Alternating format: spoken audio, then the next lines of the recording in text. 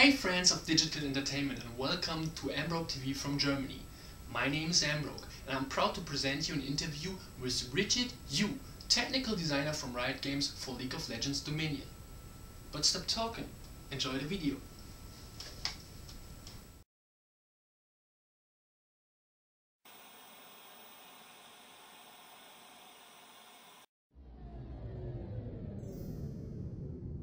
Hello Richard. Nice. First of all, nice to take the time. We tried to meet inside, but as everybody told us, it is completely crowded. It is full as hell here.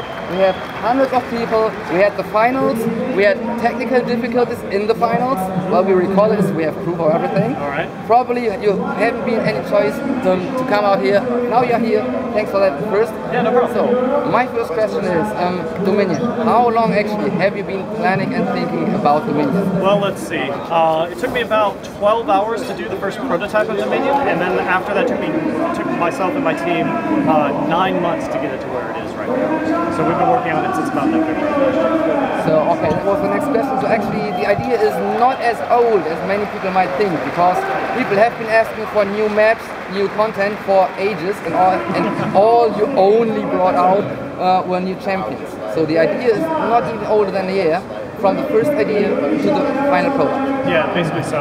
We looked at, a lot of what Riot does is we engage with our fans. We try and figure out what it is they want and work with them to trying to always improve League of Legends. And as you mentioned, right, one thing our fans have been for a long time is the new map. And so when we started the Dominion project, we said, well, we could do just a new map, like another 3-lane push, or change up the jungle, something else like that. But we really saw an opportunity to do something more with the mobile genre. If you look at all the iterations of mobile since we're released, they all primarily feature like a 3-lane push map and a very similar layout to what Summer's Rift is.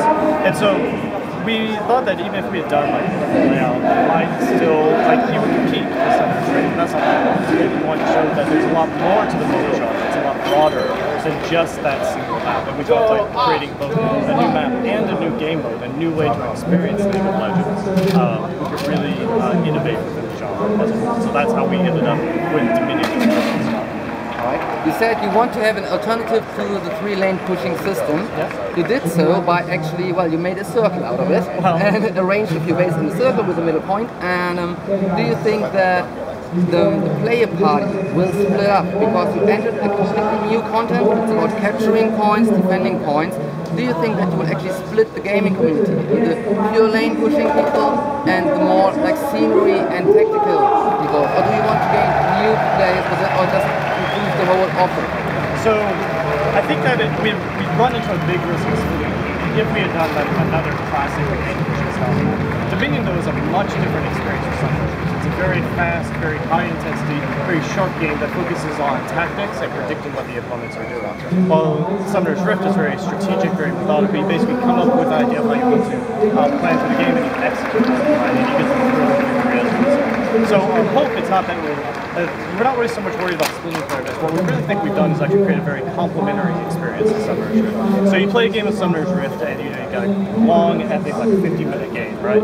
And you're like, man, I really want to play another one, but I don't have time to risk the fact that I'll have another epic, like 50-minute, hour-long exactly the thing. game, It can right? be in 20 minutes, it can be in over an hour. Right. You never know. Exactly. And in Dominion, you've got consistently 20 minutes games. The longest game that we've ever had of Dominion in the 500 or so games we played was 25 minutes. A little bit over that. So you can always make sure that you can, even like during a lunch break, you can get a game to make it, not worry about what's going on. And then after you play like a couple of high-intensity games in Dominion, really fast-paced, really action-oriented, lots of combat all the time, you can then take a step back and say, well, you know what, I want to be a bit more methodical, a bit more strategic, and you go back to something. So our hope is that we really get players transferring a lot between the two game modes based on what they're actually feeling at the very time. So can we say, because you said that it's very high-paced, very fast-paced, that Dominion is like a concentrated kind of League of Legends, where you have just 20 minutes, but those 20 minutes will be so packed with action and events, like spread out over the lanes. Yeah, we basically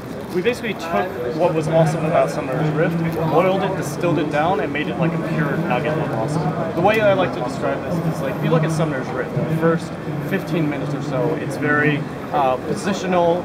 Both teams are playing kind of defensively as they're trying to accrue resources so that they can, be ready for those big engagements later on in the game. Any deaths that occur early on in Summoner's Rift are usually a result of overextension by one player or another, right? In Dominion, if you're not punching someone in the face 30 seconds after the game begins, you're doing it wrong. Like it really is constant battle, constant action. We did a lot with the game to make sure that that high intensity is kept up through the entire 20-minute experience. So like, as an example, average game length of Summoner's Rift is 45 minutes. It takes, roughly like 35 or so to get to max level, to get a full suite of items, all that stuff. You still reach max level, you still get the same suite of items in that 18 to 20-minute game. So you can already, from that, you have like one level every minute, talking like that.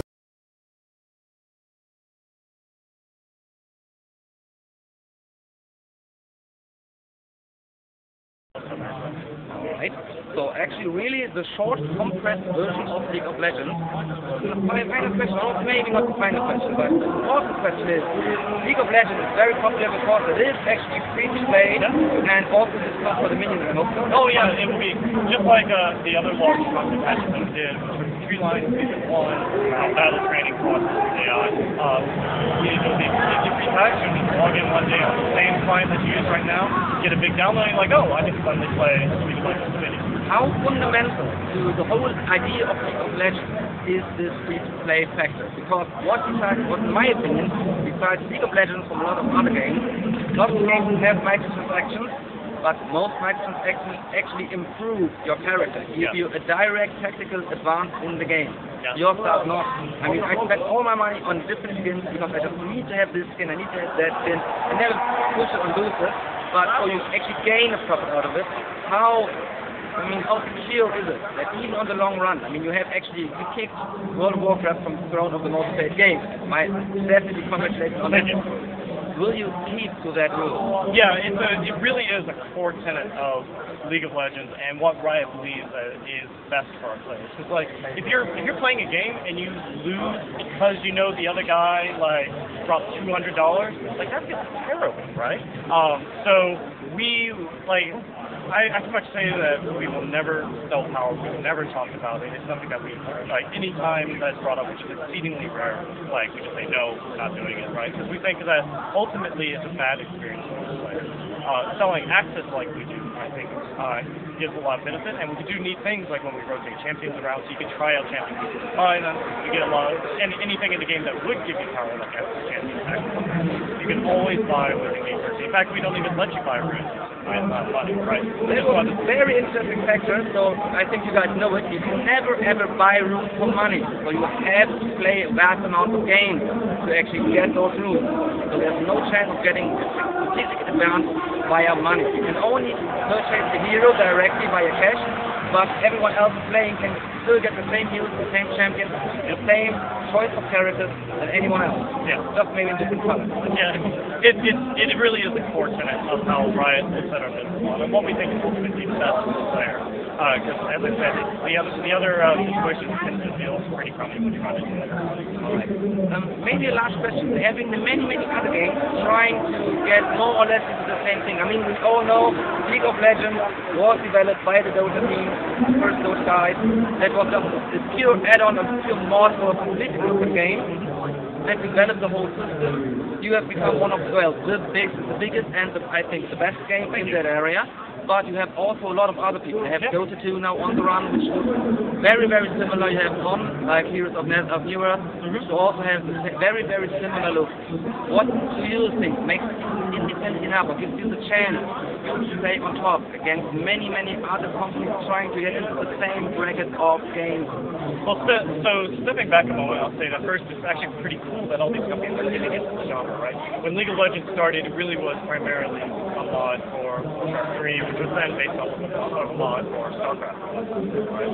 And so seeing all of these different companies jump into the genre means that the genre is growing. We think there's a lot of skills in this, and I think the fact that we have 15 million registered users, 500,000 current players any day really speaks a lot to how much. So we're happy though. in terms of your question, what separates League of Legends really took basis of gameplay from earlier iterations and tried to improve on it, innovate it, push it in a different direction. All of our champions in League of Legends are completely unique. They're not based on anything from like wholesale stuff earlier on. Our playstyle actually plays out a lot differently than many of the other encounters. As you may know, like we don't have the dying in League of Legends, which previously was a big tenet of the MOBA genre, right? And ultimately, we think the fact that we're continually releasing new content for players, both in a bi-weekly cycle with new champions giving us new ways to play, but then also in larger things such as minions, where people really get to see entirely new ways to interact with the MOBA genre, sets us drastically apart from a lot of the other people. I also think the Dominion development for League of Legends was actually a huge step, and I think we also like more really trick all the other companies that were just getting into the genre of relay pushing. And just when they start getting into the job of it, you just release the Dominion, you release a completely new content, same concept, compress the whole thing, increase the speed and the action, and suddenly you're a step ahead again. And, I mean, as I said, the goal was to basically innovate in the genre, show that it's a much broader genre than and I think we've been successful with that. I think they did a good job. I haven't had the chance to play Dominion yet. We can check see if the boost still up. Actually, we might be able to get you some over to play. If you can get us in there, that would be up to you to get us a pass to your booth. That we have a look. Yeah, might be able to. We'll check it. We'll see if we can arrange that. Thanks a lot, then. Richard, it's been a pleasure. Yeah, it's been a pleasure. Embro, any more questions?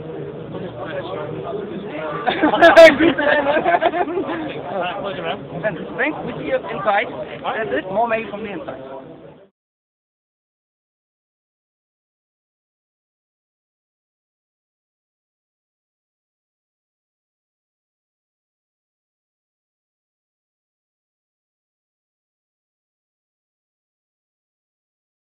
At this point, I will take the time to thank my cousin Shendril for his amazing questions and the awesome interview.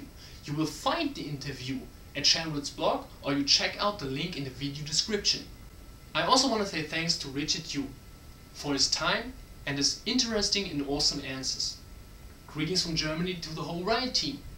And thanks a lot for a great time at Gamescom 2011 in Cologne. Please subscribe and leave comments below. Thanks for watching, MBroke signing out.